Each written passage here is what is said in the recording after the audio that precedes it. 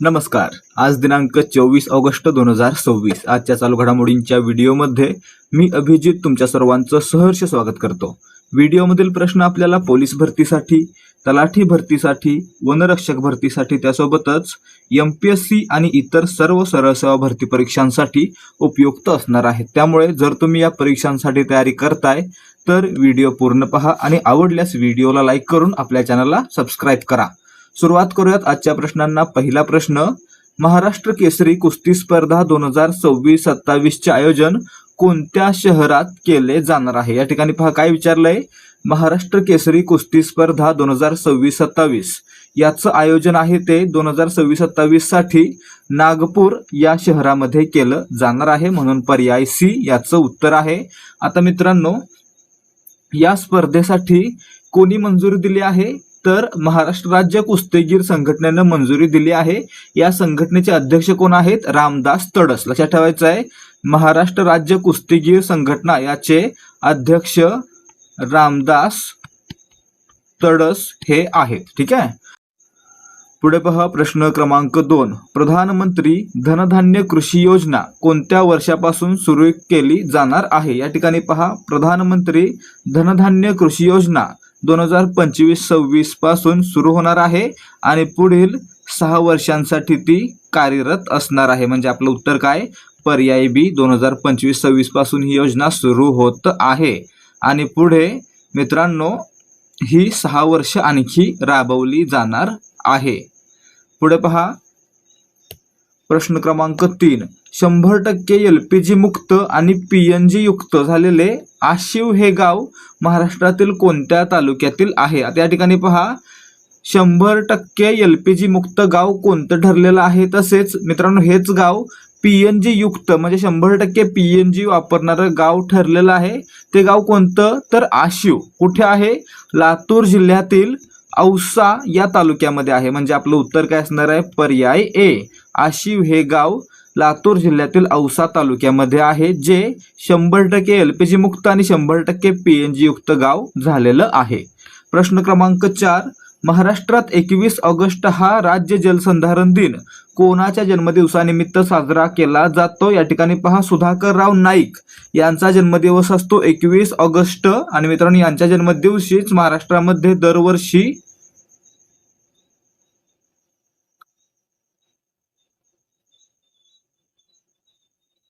राज्य जलसंधारण दिन साजरा केला जातो, म्हणून याचं उत्तर पर्याय C असणार आहे. ठीक आहे.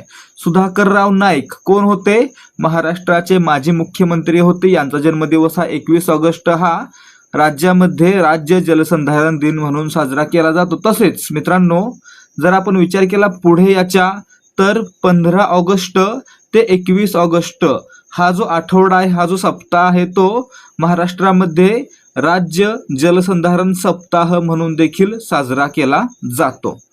पुढे पाहूयात प्रश्न क्रमांक 5, 5वी कोस्ट गार्ड ग्लोबल समिट फेब्रुवारी 2027 मध्ये कोठे आयोजित केली जाणार आहे? या ठिकाणी पहा, 5वी कोस्ट गार्ड ग्लोबल समिट ही 2027 मध्ये नवी दिल्ली या ठिकाणी आयोजित केली जाईल, म्हणून पर्याय C याचं उत्तर आहे. आणि महत्वाची माहिती काय आहे?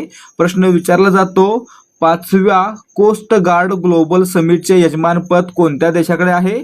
तर ही दिल्लीमध्ये पार पडणार आहे. म्हणजे यजमान कोण असणार आहे? आपला भारत. ठीक आहे. भारत हा 2025-27च्या 5व्या कोस्ट गार्ड ग्लोबल समिटचा यजमान असणार आहे. पुढे प्रश्न क्रमांक 6, दक्षिण क्षेत्रीय परिषदेची 31वी बैठक अमित शहा यांच्या अध्यक्षतेखाली कोणत्या ठिकाणी पार पडली? आता मित्रांनो भारतामध्ये एकूण 5 क्षेत्रीय परिषदा 1956च्या राज्य पुनर्रचना कायद्या अन्वये स्थापित करण्यात आलेले आहेत. त्यापैकी दक्षिण क्षेत्रीय परिषदेची 31वी बैठक नुकतीच पार पडलेली आहे आणि त्याचे अध्यक्ष होते अमित शहा. आणि मित्रांनो ही कुठे पार पडली यावर आपण आतापर्यंत मागच्या आठवड्यामध्ये 2 ते 3 प्रश्न पाहिलेले आहेत. त्यामुळे आता याचं उत्तर तुम्ही मला सांगायचं आहे, ही 31वी बैठक कोणत्या ठिकाणी आणि कोणत्या राज्यामध्ये पार पडली? कोवलम, अमरावती, हैदराबाद, बेंगलुरू. कोवलम तमिळनाडू, अमरावती आंध्र प्रदेश, हैदराबाद तेलंगणा, बेंगलुरू कर्नाटक. यापैकी कोणत्या ठिकाणी ही पार पडली?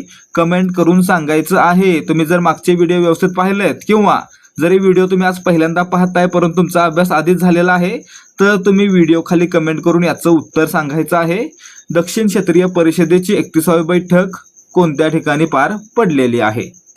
प्रश्न क्रमांक 7, कोणत्या राज्य सरकारने महिला सरकारी कर्मचाऱ्यांसाठी तिसऱ्या अपत्याच्या जन्मानंतरची प्रसूती रजा 365 दिवस केलेली आहे? या ठिकाणी पहा, तमिळनाडू राज्य सरकारनं त्यांच्या राज्यातील महिला सरकारी कर्मचाऱ्यांसाठी जर तुम्हाला तिसरं मूल होत आहे तर त्या मुलाच्या जन्मानंतर तुम्हाला 365 दिवस किंवा जन्माच्या आधीपासून जन्मानंतर पर्यंत एकूण 365 दिवस म्हणजे 1 वर्ष इतकी प्रसूती रजा मिळू शकते। म्हणून याचं उत्तर असणार आहे पर्याय सी, तमिळनाडू राज्याने ही तरतूद किंवा 365 दिवसांची प्रसूती रजा मंजूर केलेली आहे।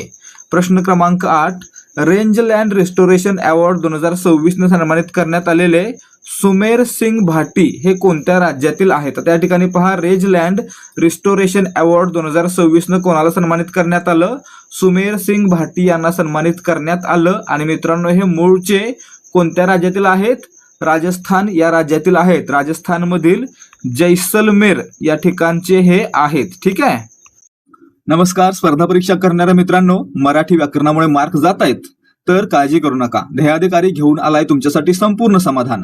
मराठी व्याकरणाची एक संपूर्ण PDF A to Z Marathi व्याकरण। या पीडीएफ मध्ये आपल्याला 870 पानं असणार आहेत आणि या 870 पानामध्ये आपण मराठी व्याकरणाच्या प्रत्येक टॉपिक वरील प्रत्येक पॉइंट वर प्रश्न घेऊन मराठी व्याकरण संपूर्ण कव्हर केलेलं आहे। आणि मित्रांनो, यामुळे जर तुम्ही एमपीएससी, शिक्षक भरती, तलाठी भरती, पोलीस भरती, ग्रामसेवक, बँक भरती किंवा इतर कोणत्याही सरळ सेवा भरती परीक्षेसाठी तयारी करताय तर तुम्हाला हे पीडीएफ पुस्तक अत्यंत उपयुक्त राहणार आहे।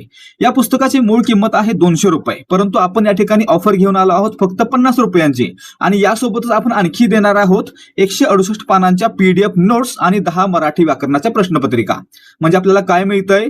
एकतर प्रश्नोत्तराच्या माध्यमातून सराव करता येतोय, त्यासोबतच शॉर्ट मध्ये नोट्स अभ्यासता येत आहेत आणि आपला सराव करण्यासाठी 10 मराठी व्याकरणाच्या स्पष्टीकरणासह प्रश्नपत्रिका मिळत आहेत। आणि हे सर्व आम्ही देणार आहे फक्त 50 रुपयांना। त्यामुळे जर तुम्ही यापैकी कोणत्याही परीक्षेसाठी तयारी करताय तर हे पुस्तक आणि या सर्व पीडीएफ तुम्हाला अत्यंत उपयुक्त राहणार आहे। त्यामुळे जर तुम्हाला या पुस्तकाचा, या पीडीएफचा डेमो पाहायचा आहे तर 75 17 24 91 19 या नंबरवर व्हॉट्सअप वरून किंवा टेलिग्राम वरून डेमो असा मेसेज पाठवा। तुम्हाला या पीडीएफचे सॅम्पल पीडीएफ पाहता येईल आणि जर तुम्हाला त्या आवडल्या तर दिलेल्या QR वर मेसेज करून तुम्ही पेमेंट करून फक्त 50 रुपयांमध्ये हे सर्व मिळवू शकता। प्रश्न क्रमांक 9 पाहूया, जागतिक हत्ती दिवस कोणत्या तारखेला साजरा केला जातो? आता या ठिकाणी करेक्शन होतं म्हणून हा प्रश्न रिपीट घेतोय मी। आता कालच्या व्हिडिओमध्ये मी काय सांगितलं होतं? गजगौरव पुरस्कार कुठे पार पडले? आंध्र प्रदेशमधील विशाखापट्टणम या ठिकाणी पार पडले आणि 13 ऑगस्ट रोजी पार पडले। कधी? 13 ऑगस्ट रोजी। परंतु मी सांगताना हे सांगितलं की 13 ऑगस्टला जागतिक हत्ती दिवस असतो, तर मित्रांनो असं नाही। जागतिक हत्ती दिवस दरवर्षी 12 ऑगस्ट रोजी पार पडतो किंवा साजरा केला जातो। म्हणून याचं उत्तर पर्याय ए असणार आहे। क्लिअर काय करायचं? जागतिक हत्ती दिवस 12 ऑगस्टला आणि त्याच्या दुसऱ्या दिवशी 13 ऑगस्टला आंध्र प्रदेशमधील विशाखापट्टणम या ठिकाणी गजगौरव पुरस्कार सोहळा पार पडलेला आहे। प्रश्न क्रमांक 10, पश्चिम बंगालचा पहिला कौशल्य महोत्सव कोणत्या जिल्ह्यात आयोजित करण्यात आलेला आहे? आता या ठिकाणी पहा, पश्चिम बंगालमधील पहिला कौशल्य महोत्सव कोणत्या ठिकाणी पार पडत आहे? तर एक गाव आहे बालूरघाट या ठिकाणी तो पार पडत आहे। ते बालूरघाट गाव आहे ते कुठे आहे?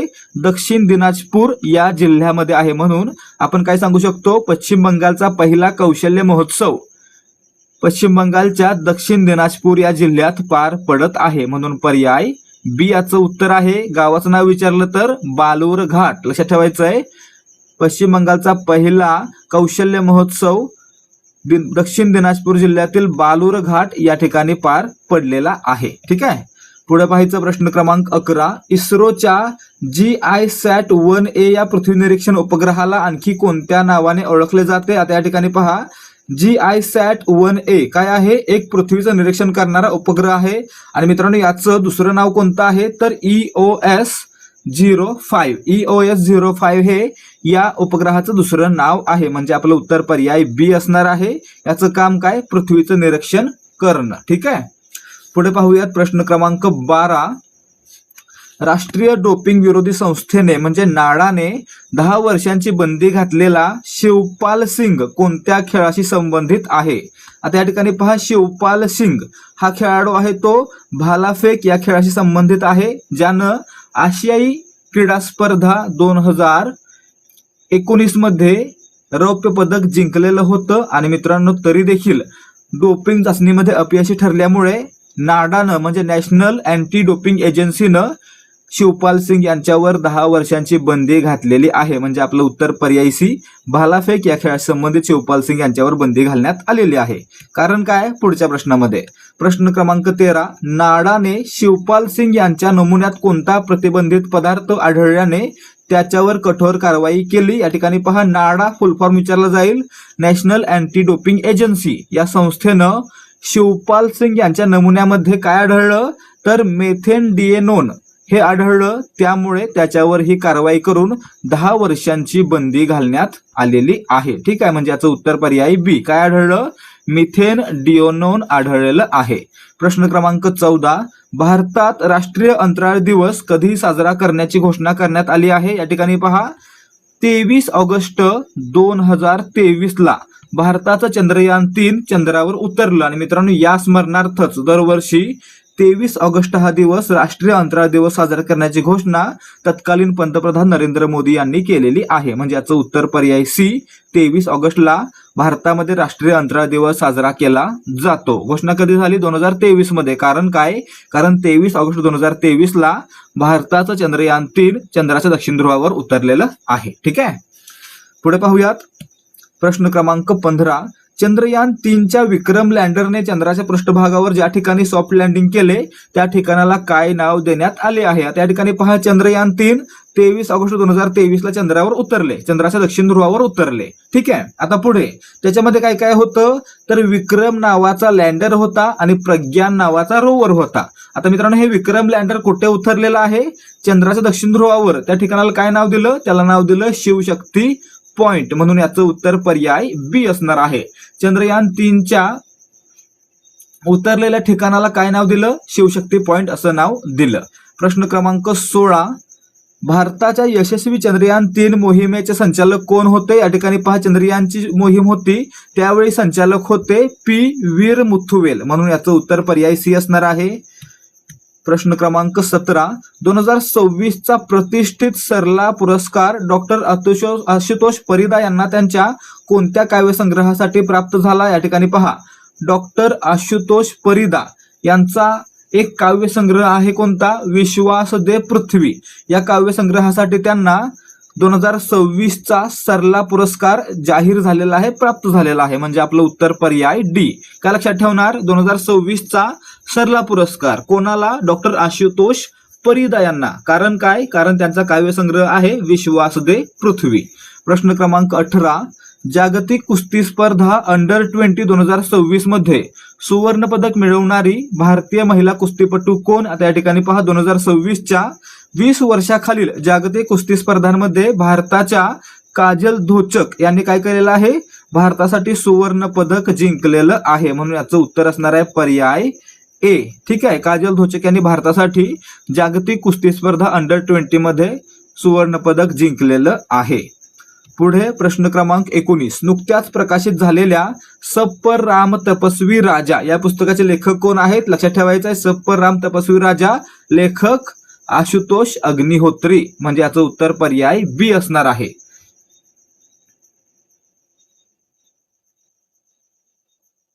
पुढे प्रश्न क्रमांक 20, महाराष्ट्रातील कोणत्या गावास पहिले गुलाबाचे गाव म्हणून सन्मान मिळालेला आहे? आता प्रश्न मागेच येऊन गेलेला आहे. महाराष्ट्रातील सातारा जिल्ह्यातील महाबळेश्वर या तालुक्यामध्ये असलेल्या पारपार या गावाला राज्यातील पहिले गुलाबाचे गाव हा सन्मान प्राप्त झालेला आहे. म्हणजे याचं उत्तर असणार आहे पर्याय सी, पारपार. जिल्हा विचारला तर सातारा, तालुका विचारला तर महाबळेश्वर. पुढे प्रश्न क्रमांक 21, आंतरराष्ट्रीय अंतराळ स्थानकावर स्पेस वॉक करणारे तिसरे भारतीय वंशाचे अंतराळवीर कोण ठरलेले आहेत? त्या ठिकाणी पहा, आतापर्यंत भारतीय वंशाच्या 3 अंतराळवीरांनी अवकाशामध्ये स्पेस वॉक केलेला आहे. कोण कोण? तर 2006 साली पहिल्यांदा सुनीता विल्यम्स, त्यानंतर 2022 साली राजा चेरी आणि 2026 साली अनिल मेनन. म्हणजे आपलं उत्तर काय असणार आहे? तिसरे कोण आहेत? अनिल मेनन आहेत. पर्याय डी. पहिले विचारलं तर सुनीता विल्यम्स, दुसरे विचारले तर राजा चारी. ठीक आहे. पुढे पहा प्रश्न क्रमांक 22. भारताची पहिली महिला टॉप गन पायलट बनण्याचा मान कोणी मिळवलेला आहे? मित्रांनो, भारताच्या MiG-21 बायझन या विमानाला चालवणाऱ्या भावना कांत या भारतातील पहिल्या महिला टॉप गन पायलट बनलेल्या आहेत. म्हणून याचं उत्तर पर्याय सी असणार आहे. प्रश्न क्रमांक 23. विशाखापट्टणम शहराने स्मार्ट सिटी वाहतुकीसाठी कोणत्या आंतरराष्ट्रीय शहरासोबत करार केलेला आहे? या ठिकाणी पहा, विशाखापट्टणम या शहरानं स्मार्ट शहरी वाहतुकीसाठी रशियाची राजधानी मॉस्को या शहरासोबत आंतरराष्ट्रीय करार केलेला आहे. म्हणून याचं उत्तर पर्याय बी असणार आहे. प्रश्न क्रमांक 24. 19 वर्षाखालील क्रिकेट विश्वचषक स्पर्धेचा उपविजेता संघ कोणता आहे? आता या ठिकाणी पहा, फेब्रुवारी 2026 मध्ये 19 वर्षाखालील क्रिकेट विश्वचषक 2026चा अंतिम सामना खेळला गेला. त्याच्यामध्ये अंतिम सामन्यामध्ये कोण कोण होते? तर भारत होता आणि इंग्लंड होता. आणि त्यामध्ये मित्रांनो भारताचा विजय झाला म्हणजे भारत हा विजेता ठरला आणि इंग्लंडचा पराभव झाला म्हणजे इंग्लंड हा उपविजेता ठरलेला आहे. म्हणून आपण सांगू शकतो की अंडर-19 क्रिकेट वर्ल्ड कप 2026 हा भारतानं जिंकला आणि उपविजेता इंग्लंड. म्हणून पर्याय सी. आता पुढे प्रश्न क्रमांक 25.